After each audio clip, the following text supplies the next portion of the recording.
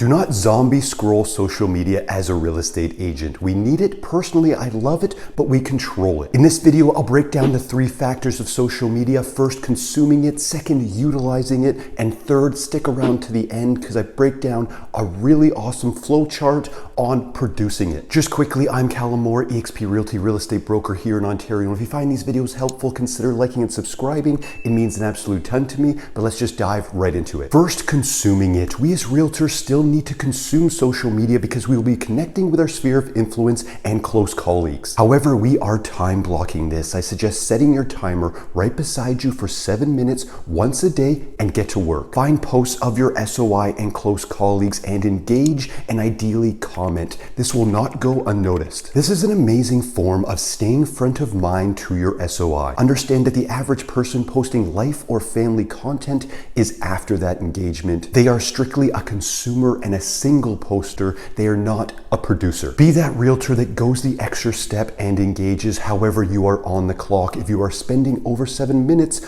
on social media scrolling without a plan, you are wasting your time. Period. Second, let's utilize it. It is a tool in every sense of that word. You are using it to consume, to stay connected, of course. You are using it to produce, which is third on the list, but let's utilize it as a resource. Personally, I love YouTube and Facebook groups. Although I don't consider YouTube to be social media in the traditional sense like Instagram, Facebook, and TikTok, it can still get into that gray area with some random content out there. If you are the type of person that gets into a YouTube spiral watching the billion of cat videos out there on YouTube today, you are essentially still zombie scrolling. Use YouTube as a resource. It is the best platform in the world by far for finding information. It is the second biggest search engine in the world, right behind Google, and Google owns them. After that, utilize Facebook groups. They are, in my opinion, extremely valuable as well. Connecting with like-minded people in a community is the best way to interact, get information, and of course, help. There are other platforms, but Facebook groups crush community environment. Whether you are in local community Facebook groups, learning what is happening in the area and providing value,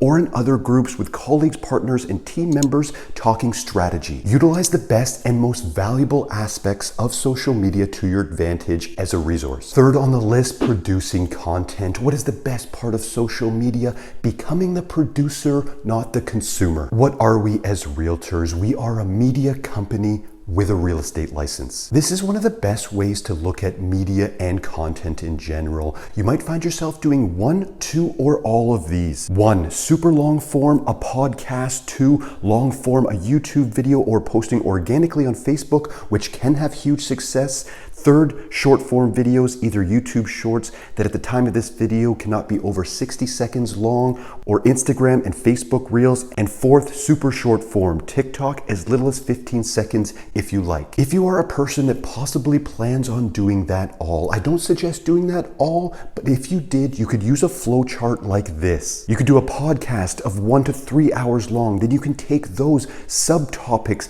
and make them into 7 to 14 minute long YouTube videos. From there, you can make those into 60-second to 2.5-minute YouTube shorts or Facebook and Instagram reels, and then take that content and put it into 15 to 30-second TikToks. That's a pretty badass flow chart, and you can just start to get the ball rolling from any section. Personally, I suggest starting at YouTube because YouTube, you can still do it with just one person, just yourself, and in our real estate industry, long-form content is still king. Plus, it's like cleaning the oven, right? Once you clean the oven in the kitchen, everything else is easy. Real estate agents don't want to do YouTube because it's so much more simpler to just make a single post or a short video. What does this mean? This means there's opportunity. Podcasts are great, but majority of the time you need a few people on a podcast and topics can jump around quite often. Don't get me wrong, podcasts are awesome and there are some great people making them, and there even is some individual people making podcasts, but generally it's 2 or more people.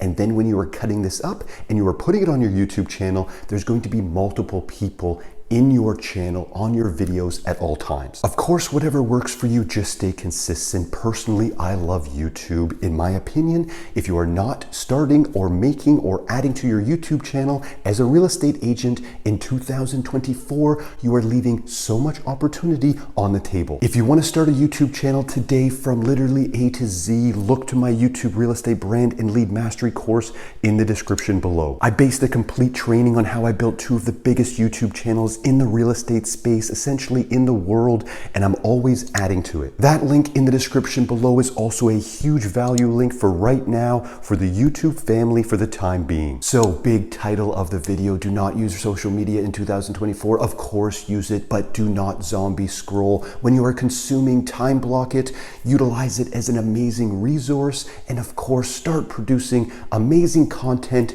for your audience. I really hope that helped, guys. I'll put that value link for the YouTube course right here if needed. If you have any questions, DM, email, comment on this video. I get back to everyone. My name's Callum Moore, eXp Realty real estate broker here in Ontario. Thanks for watching, and we'll see you in the next one.